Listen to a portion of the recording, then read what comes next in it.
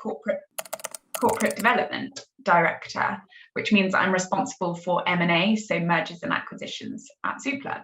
I've been here for about 5 years, which has been great. And my general day, it was actually quite hard to think of 3 words, but I came up with, I talk to a lot of other prop tech businesses, and do a lot of research, and also spend time building out financial models. Brilliant. You can nominate somebody to go next. I'll nominate Chanuki. Hi, I'm Chanuki. I'm head of data science here at Zoopla. I've been here for a bit over 6 months. It's still fairly new to the team, but it's a great place to be. Yeah, it's hard to describe. The 3-word minimum is difficult, but yeah, my day is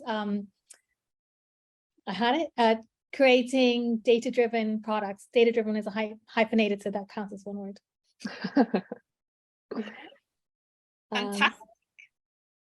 And last but not least, if we have our final volunteer introduce themselves, please, Monica.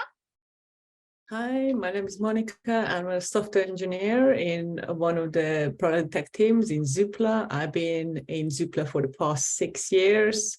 So I've seen lots of changes. We've migrated to different tech stacks. 3 words about my day. So we kick off the day with a daily stand-up with all the colleagues in my team. Then we do some pair programming sometimes. We do upskilling all the time because the tech is changing daily. And yeah, that's me. Fantastic. So students, you can already see we've got a team with amazing talent, people doing different roles, have been in the organization for different periods of time, which is what we love. We love a good panel. So I'm going to invite you to say to me in the chat, what comes to mind when you hear the phrase prop tech? What do you associate with prop tech companies? Please don't be shy. Put in the chat. We're going to discuss. Today is all about learning, so don't worry about sounding silly. Just the first thing that comes to your mind. What are the preconceived ideas you have about this industry? Because that's what this afternoon is all about. We're going to be deep diving so that you'll leave with the information. So let's have a couple of people in the chat. Write down what comes to mind when you think about this industry. Okay, fantastic. So money coming up a lot. This is good. Okay, rent, very interesting. Real estate and tech, I like it. Mortgage, okay. Some good ones. Let's have a couple more because we might be talking a bit more in the session later on. Housing, fantastic. Financial tech, okay. It's so good to see so many of you are awake at this time on a Wednesday. I love this. I love it. We've still got the energy even after sixth form. Brilliant. Okay, so that's given me some food for thought in terms of where everybody is and what people associate with this industry. So good to see so many of you writing in the chat. So thank you very much. We will keep this session nice and interactive. So there'll be other opportunities for you to ask questions to our panel. But I'm going to get started and dive in because I think it's always really interesting to find out how people got into the industry that they're in to begin with. And I know that some of you will have ideas of what you want to do. Some of you will still be figuring that out. So I thought, why not take this opportunity to find out how these lovely people found their way to Zoopla. So I'm going to start with Anna again. And I'd like you to tell me, Anna, how did you get into your current role? Tell us a bit about the story and the journey that got you to where you are today. Okay, it's a bit of a winding path, but I really loved like theatre and anything creative when I was younger. So I went to university to study specifically like playwriting and directing, and I had big dreams. And then when I graduated, I found it really difficult to do normal things like pay rent when you're freelancing. It's really scary and it's really hard. I didn't really know anyone in the industry. So I sort of was like, took a step back and thought, okay, well, what can I do and how can I apply this potentially to a 9-to-5 job? And I ended up going into advertising because it was all about story creating and thinking about brands and how they come to life. And I actually got the opportunity to look at kind of digital advertising, and I love tech and I love kind of storytelling. And so actually digital advertising kind of came together in a really nice way for me. So I got to learn a lot about data and all these kind of weird buzzwords that everybody talks about all the time. So I did that for a while, and actually that's what brought me to Zoopla. And then over the 6 years at Zoopla, I specialized in a couple of different things. I used to look after data monetization, which meant how do we make money out of data, which sounds actually quite evil, but I promise it wasn't really. It was more related to advertising than anything else. And I got a bit of a reputation in the business for really caring about the environment and kind of social justice issues and things like that. And so when the company needed somebody to look after how kind of ethical we are as a business, they actually asked me if I would take on the role. So I've done a couple of different roles at Zoopla, and I guess my learning curve, the big one for me was that I could take all of the things that I really love to do in one area that I thought I was going to work in, and I could apply them in lots of different ways. And when I found a company that I really liked, actually there were loads of different opportunities to learn lots of different skills and change role as well. So I feel very lucky to be at Zoopla because they let me try lots of different things. That's me, basically, in a nutshell. Amazing. And students, I hope you're taking note, because it's really interesting to hear people's different pathways, and what they studied or what they intended to do isn't necessarily the path they went down, but those transferable skills that we're always banging on about come in handy. That's amazing. Thank you so much, Anna. Monica, I'll move on to you to hear about your pathway. Tell me a bit about how you got into your current role. So back in school days, I always preferred the science subjects. Maths was my side, chemistry, physics, but I never really enjoyed art. So I thought maybe I should progress and do the studies. So I graduated in computer science.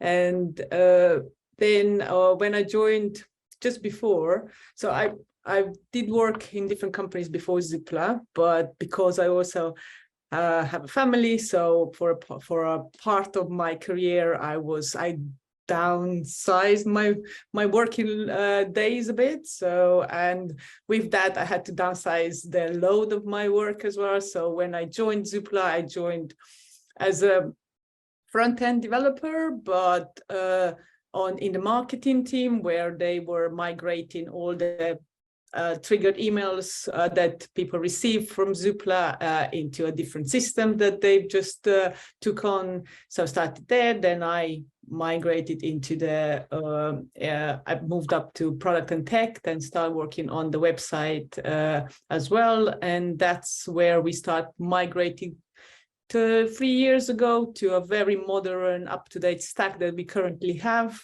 And that's what I'm doing still now. Fantastic. Okay, and how about yourself, Sophie? What's your pathway been into your current role? So I probably never thought that I would end up working at a tech company where we wear jeans and like flip-flops in the office. So I didn't really know what I wanted to do when I was at school. I was quite good at maths. I hated essay writing. So I was like, actually, you know what?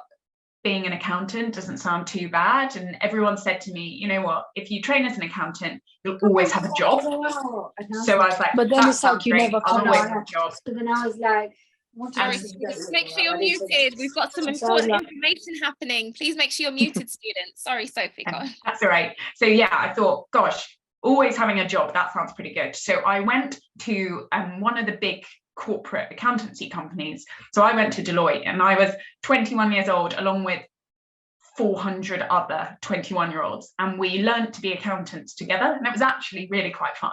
It was quite corporate, but it was quite fun. We went to college and we went for drinks afterwards. And then after qualifying as an accountant, I was like, what do I actually want to do? Because staying in the big corporate wasn't really for me.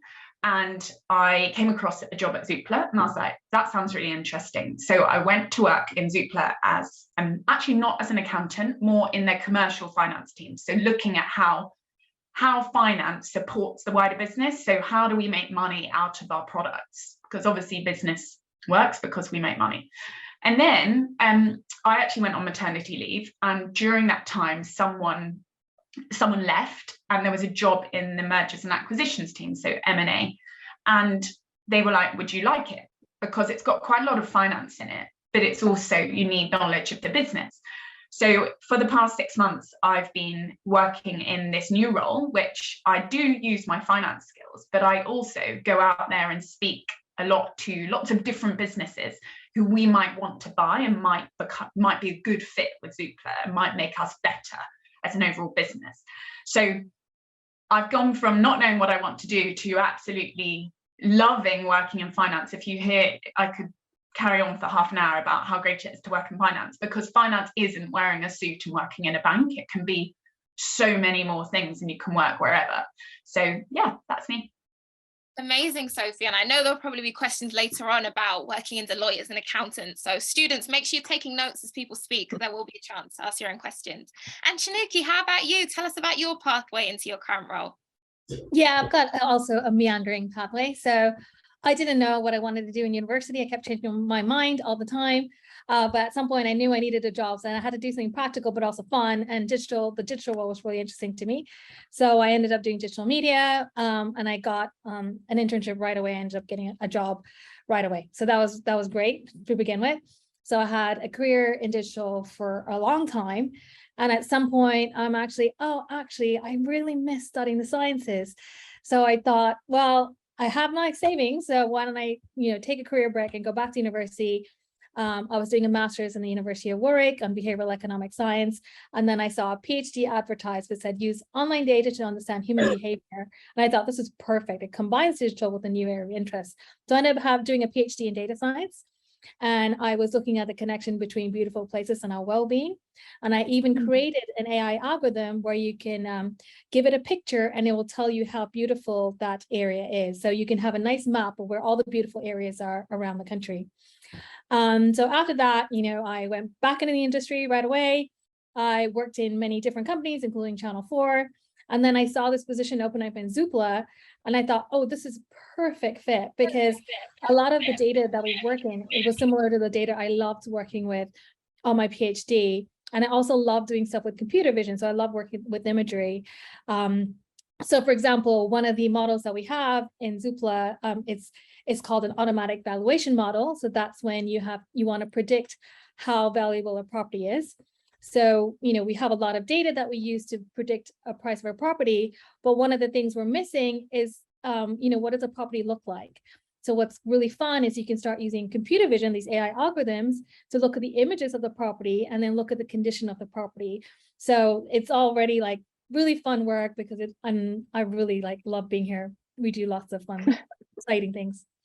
Amazing. Students, I'm sure you know, but I wasn't kidding when I said we've got a talented panel of amazing women doing great things. Awesome. So I hope you're making notes. There will be a section for you to ask your own questions, because I'm sure people have said things. There's even things that have been said that I'm like, I want to know more about that. So we will get to that part. But I am going to ask you, each of you now, to sort of pick either a Marvel superhero or a cultural pop icon that represents what it is that you do in your role. So just so that we're refreshing everybody's memory, because I know some people have joined since we started, if you start by saying my job title is blah, blah, blah, and then say whichever superhero or pop culture icon you think best embodies what it is that you do. So we'll start again with you, Chanuki. So my Marvel superhero is Jessica Jones, but mainly because she works as a detective. And that's kind of what you have to do with data, is you really have to be passionate about being a detective, because it's not easy to get the insights out, and you have to keep looking and looking and really be curious to try to figure out what you can do with the insights. So it's really suited for people that are kind of really curious and really love that investigation piece. And then I guess you could then do these powerful things with data. So. Amazing. And just remind everyone what your job title is as well, so they can see the link for anyone who's just joined. Yes, I'm head of data science here at Zoopla. Perfect. Okay, so we've got a detective with us today. Fantastic. How about yourself, Sophie? What would your job title again for anyone who's forgotten, and then your pop culture icon or superhero character? Yeah, so I was thinking about this a lot, because I was like, oh gosh, I have no idea. And my job title is corporate development director, and I've actually picked a football manager. So my husband's a Liverpool fan, so I've picked Jurgen Klopp. And the reason for that is that during transfer window, they're always looking at who are the best players to bring in.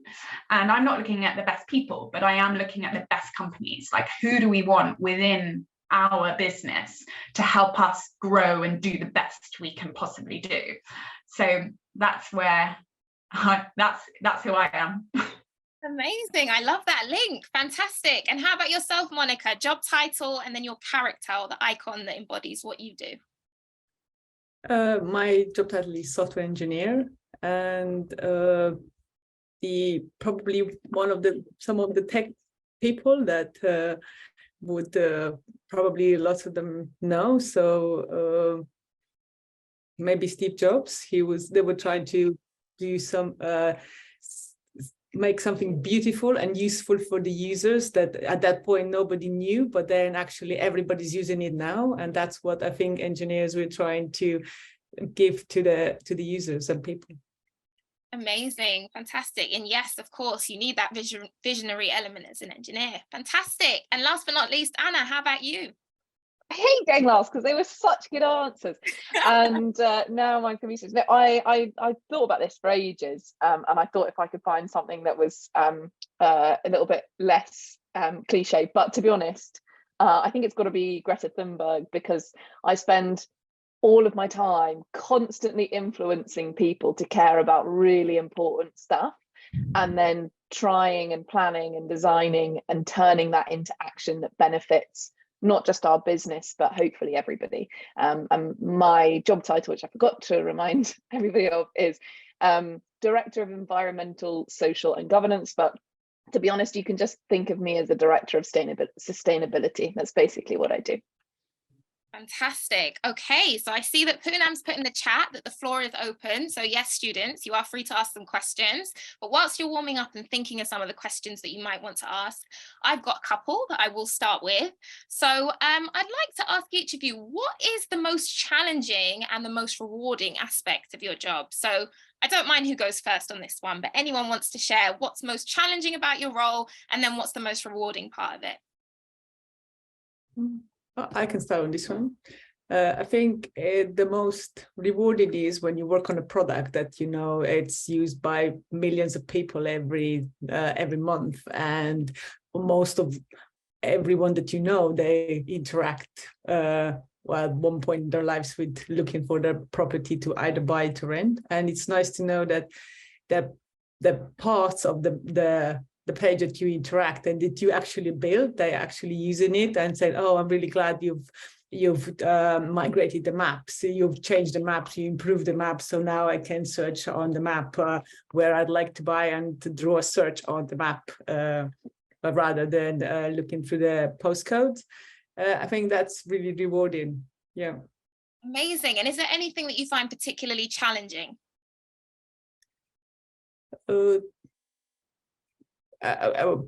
In our job, the job is, we say that it takes 10% of the time to do 90% of the job, and then takes 90% of the time to do the last 10% of the job. So it's actually challenging all the time. Right.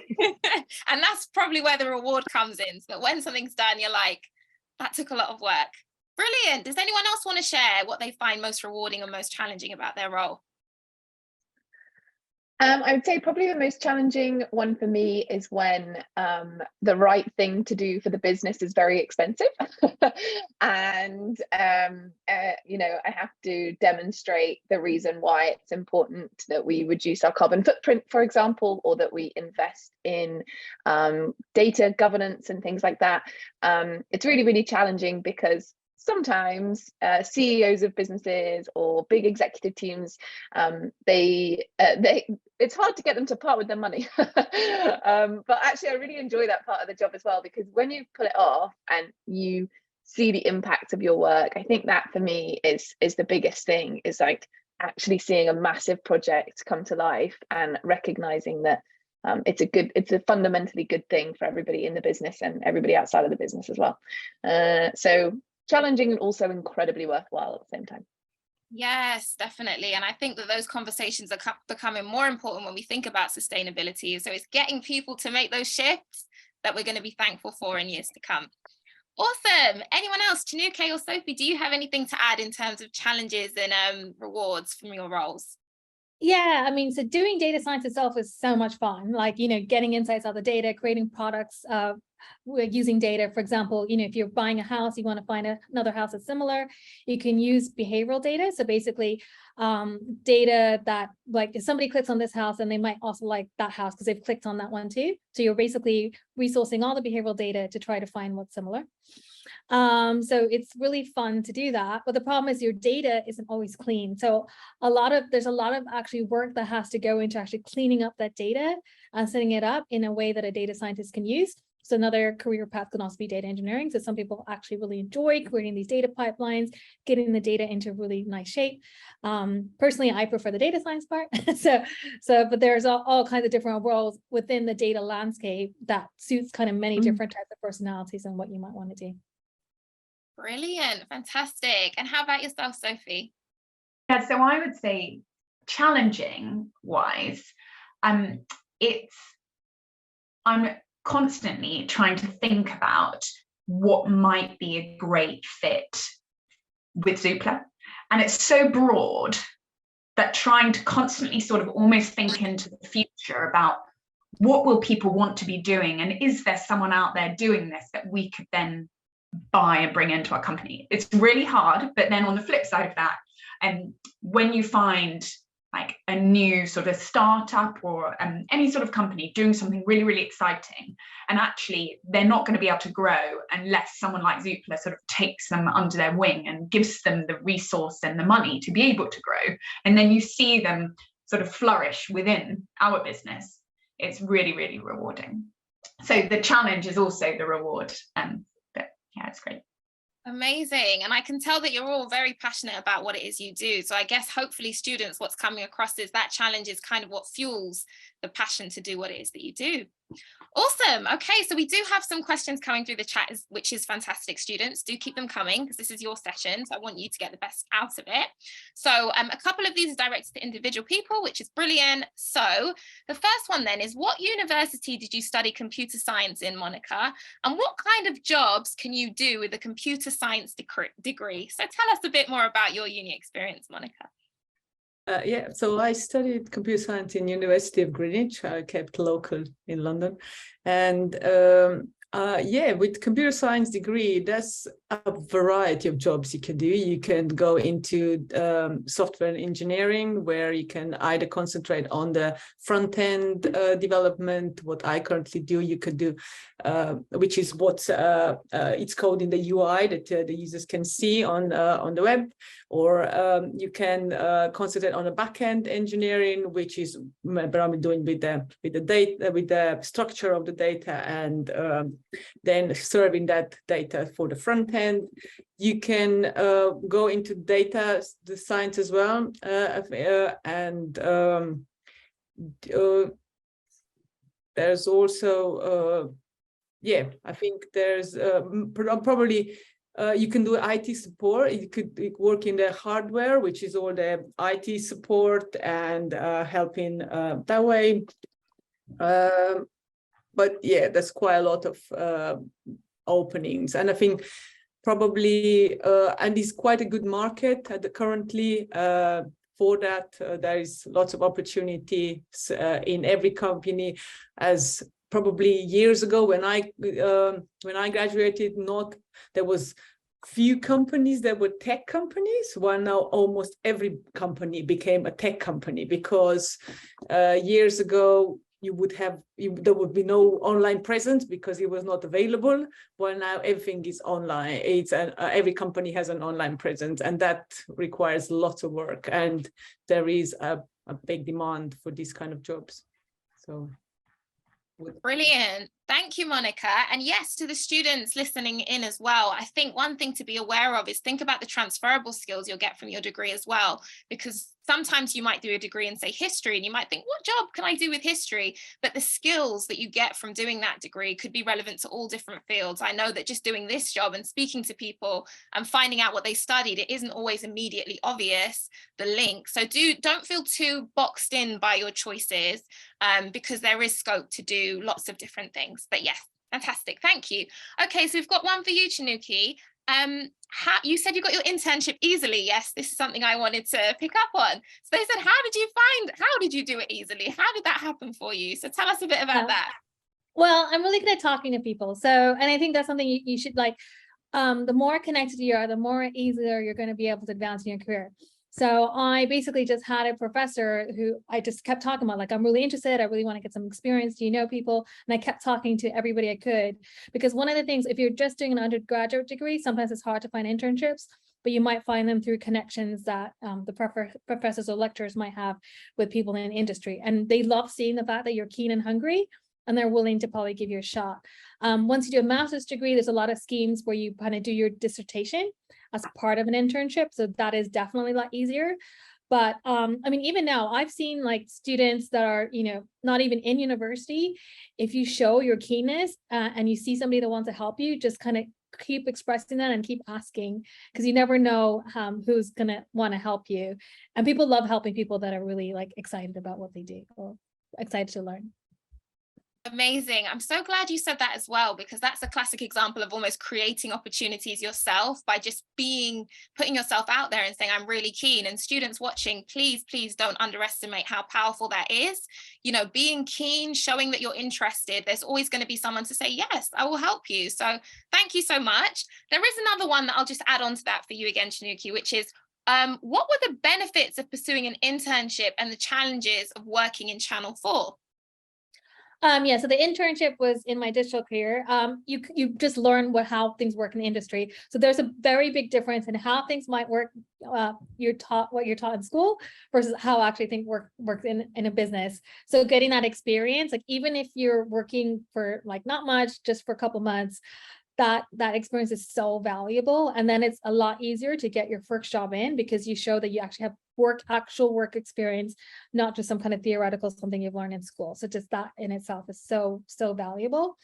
And so Channel 4 wasn't an internship, so that was my first data science job. And it was a fun place to work as a Channel 4, but it's also big bureaucracy. So sometimes when you work in a big bureaucracy, you might not be able to always do the innovative things that you want to do. So it's something really, I think when you look for jobs, you have to also look at the type of company you want to work with. So the bigger the company, the more bureaucratic it might be, but it's more stable. So some people like things that are like startup-y. And I think Zoopla is kind of in between. So it has like that startup feel with a lot of kind of like responsibility as well. So it's not like a startup. Sometimes it can feel like a roller coaster ride. So Zoopla like kind of in between. So that's also something interesting to consider when you're looking for your first job. Yes, I think that's a brilliant tip, students, to think about the kind of business that you want to work in. Fantastic. Got one for you, Anna. How do you keep up with the changing elements of sustainability? I wish I knew. No, that's I'm joking. I think the interesting thing about going into a role in sustainability at the moment is that it's about to massively propel, because you've got a lot of companies that legally by law they are required to do certain level of kind of sustainability efforts in their business operations. A lot of them are not ready to do that. There's not enough experts in the space, and it's really hard, rewarding work. And there's lots of owners and founders and CEOs of businesses who are looking around for junior all the way up to really senior teams to kind of help them. So ultimately you need expert advice. So having people in the building who know what's going on. You need to work really closely with some really cool teams like legal and risk and finance, because the laws are changing all of the time. And ultimately you need to be kind of as organized as you can and be really, really adaptable. Because 2 years ago, companies were kind of very happy to buy lots of carbon credits, which is basically offsetting. So they would have a huge carbon footprint. They'd be kind of guzzling gas or whatever, creating this horrible greenhouse gases. And then they just spend a lot of money saying that, oh, we planted a few trees. That was acceptable 3 years ago. And actually, it's the kind of consumers, it's the people that use these products that are now putting all this pressure and saying, well, I'm not going to buy a product from you if you keep pumping out all those greenhouse gases. So tell me what you're going to do about that, right? And so even just in the last kind of 2 years, it's no longer acceptable for companies to just buy carbon credits. They need to actually have a carbon reduction plan. So yeah, you need to kind of be adaptable. You need to have a lot of people who know what they're talking about. You need to be very willing to learn all of the time, and you need to be very, very good at collaborating with other departments in the business. Fantastic, thank you so much. And yeah, it is. I think that as time passes, people don't just want the boxes ticked and the bare minimum done in terms of sustainability. Awesome. Sophie, I've got one for you, and it links to two things. So the question is getting a job in tech competitive? But I also wanted to speak to you about that because I know that you worked for Deloitte, and I know that as one of the big four, that's a company that is probably going to have quite a long process, an extensive process. So how have you managed to stand out and sort of, make sure that you were the one that got the role amongst all the competition? Yeah, so gosh, that's a good question actually.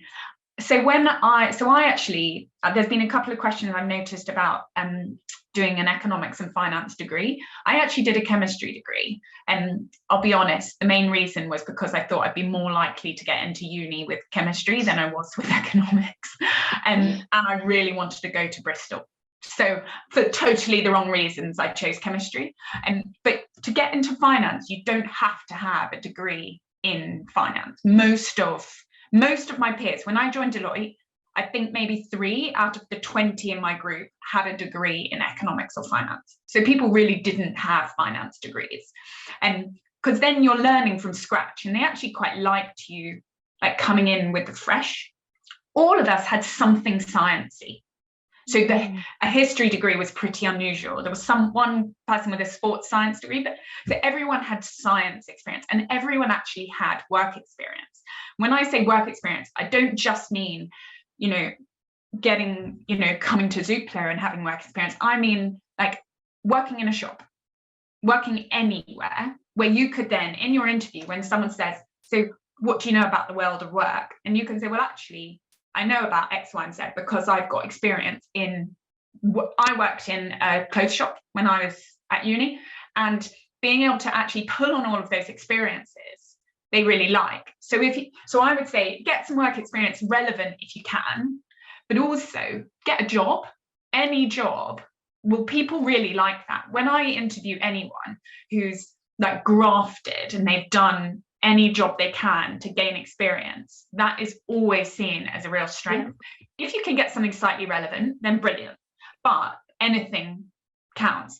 And then I would say, if you ever want to go to sort of one of the big accountancy firms, it's a numbers game. Apply for as many as you possibly can, because it's really difficult to actually differentiate yourself. You're all coming from like A-levels and degrees. You probably got quite similar A-levels and degrees. It's quite hard to distinguish between, I know it's numbers now, but an A and a B or whatever. So actually apply for everything. And I applied for, they said with accountancy, if you apply, you'll get an interview at 50%. So you won't, because they have so many applications, they just chuck half away. I don't know whether that's true or not, but I got an interview at 2 of the 4 I applied for. I actually applied for 5. I got an interview at 3 of the 5, and then I got a job at 2 of the 3. So it was just a numbers game. And be committed. The application processes are really long, but it is, the more you apply for, the more likely you are to get a job. And don't be disheartened if you get a no. It's not personal. There's just tons and tons of people. But therefore, if you're committed, you will succeed, because you'll apply for enough that you'll definitely get in. But yeah, get a job so you can really, really talk about lived experiences, like whether it's in a shop, in Sainsbury's on the checkout, or in a digital marketing agency, whatever it is, and then like apply would be my advice. Brilliant. Okay, there are some amazing questions. I'm looking at the time, so what I'm going to do is ask each of you one more question, and then any others I'll probably follow up with the relevant people. So students, if you don't get your question answered now, you will get it answered soon. So I'm going to go to you, Chinuki. One's come in that says, how is behavioral data gained if the majority of it is normative? So this sounds like someone who has an idea already. Tell us a bit more about that one. No, it's a really good question. So one of the things we have to really be careful about when we're analyzing data is biases, because we can look at what's common, right? So we can basically analyze data and think that this is a common behavior, but we might be missing out on people that might not be well represented in our data set. And this is how discrimination can happen really easy if we're not paying attention. So it's a fantastic question, because we have to always keep an eye that when we're analyzing our data, that we're not kind of actually just regurgitating just the norms, that we're also looking at people that might not fit with the norms, but are still equally valuable. So there are many different techniques we can do to, make sure our data is well represented, but we have to kind of do that deliberately, because otherwise we will make mistakes, because we'll just think everything is a one size fits all, and that is absolutely not the case. We have many different flavors in the universe that we need to cater for. Brilliant. Thank you so much, and great question. One for you, Monica. How many coding languages do you have to learn to get a job in tech? Oh, you're on mute, Monica. I think you're on mute, Monica. Yeah, sorry. Yeah, I wouldn't say it's about the quantity, it's about the quality. It's always better to be specialized in one and be really good in one, rather than knowing a bit of 10 languages. Because after all, you will probably not be working on so many at the same time. You do I would say you start with one, like JavaScript is a very good one. Probably on the front end, if you start with front end, you would start with CSS, HTML, and then JavaScript is a bit more demanding. And knowing that in depth is a very good start. And then you can build on that. Once you know one, it's easier to learn the second one, but you don't need to learn. I wouldn't say you need to stress about how many languages do you know. Brilliant. Thank you so much, Monica. I also posted a link in the chat. There's like a website where the free version is quite good already. You can also pay a premium version where it's very good, but it's also the premium version. It's somewhere about £100 a year, which is few coffees. So I think it's quite, if somebody wants to go into tech, I think the good thing is that you can do a lot by yourself at home already. So, and you can do it from anywhere, and what everybody says in my field is you need the passion. If you have a passion, you can learn everything. It is a bit like building a muscle. You need to put lots of reps in, so you get to that point that you are strong, but it's worth, because I think it's very rewarding once you get to a certain level.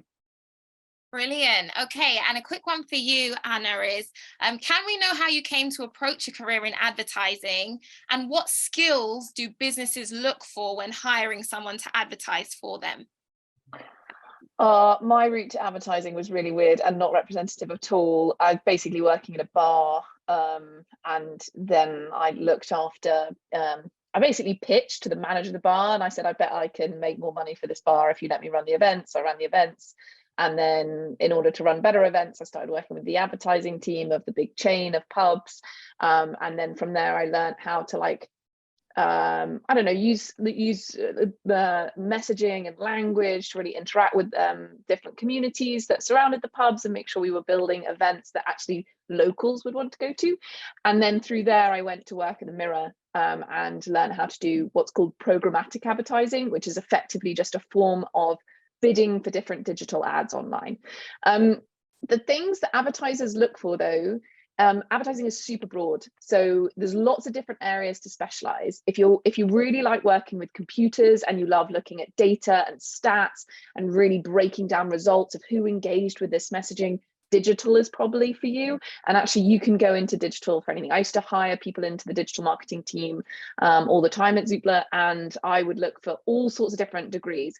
Didn't really matter, folks that had done geography, history, whatever, as long as they were really, really interested in learning about digital. Entry-level roles are quite easy to get into with digital advertising, as long as you're you're really keen on learning it.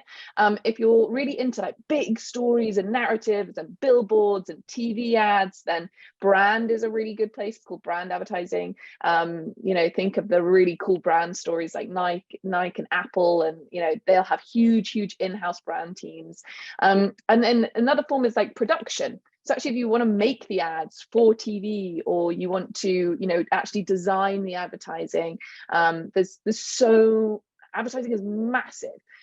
My suggestion to you is do the things that make you the most creative and that you find the most enjoyable if you're going to university. And then after you go to university, try and internship or even just apply for entry-level roles. Bob about, do some in-house work, which means work for an advertising team in a company, do some agency work, so companies that specifically produce advertising for other corporate companies, and see what you like, because it's huge. There's so much to do in advertising. Amazing. Thank you so much. And Sophie, just a quick one for you, because I'm conscious of time. So it says, how can you get a job in accountancy if you don't have any type of degree? Do you know much about, say, apprenticeship routes into that field? Tell us a bit about that if you do. Yeah, so accountancy is actually a really good thing to do if you don't want to do university, because there is tons and tons of jobs, and it in itself is a qualification. So it sort of is almost a degree without a degree. So if you go to one of the big corporates, so a Deloitte, they have school leavers programs. So they're really well established school leavers programs where you can apply. I don't know what age you apply, but if you Google, like for example, Deloitte's is called Bright Starts, but if you Googled school leaver programs in the Big Four, you'll easily find them. They recruit lots of people in, and you train and you do exactly the same as the graduates. It just takes you 1 extra year to get your qualification, and then you're identical to everyone else who's got a degree. And if you have a accountancy qualification applying for any other job, like, so if I was hiring someone into Zoopla and they had an accountancy qualification, I wouldn't be bothered whether they had a degree or not. It's as long as they've got that qualification. If you want to go straight into a business, at Zoopla, we have just moved a lady who joined straight from school into our credit control team. She did that for a couple of years, and then an opening came up in one of the management accounting teams.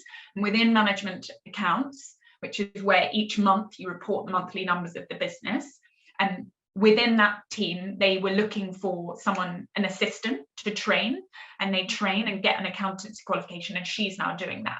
So she's, came straight into Zoopla, and after a couple of years, everyone thought she was brilliant. She worked really hard. So when an opening came up, she moved across and she's now training. So I'm sure that happens in other companies as well. And if you go into any job in finance and you work really, really hard, and you say, when there's an opening to do my CIMA, it's called CIMA, C-I-M-A, and which is your accountancy qualification if you've learned in a business. And I'm sure most companies, if they have a vacancy, will let you do that, and you don't need to have a degree.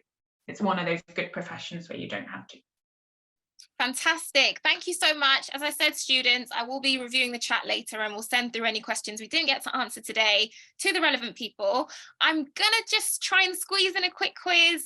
If obviously you have to go, students, that's fine. But yeah, I will hand over to Anna. There's been some official terms mentioned throughout.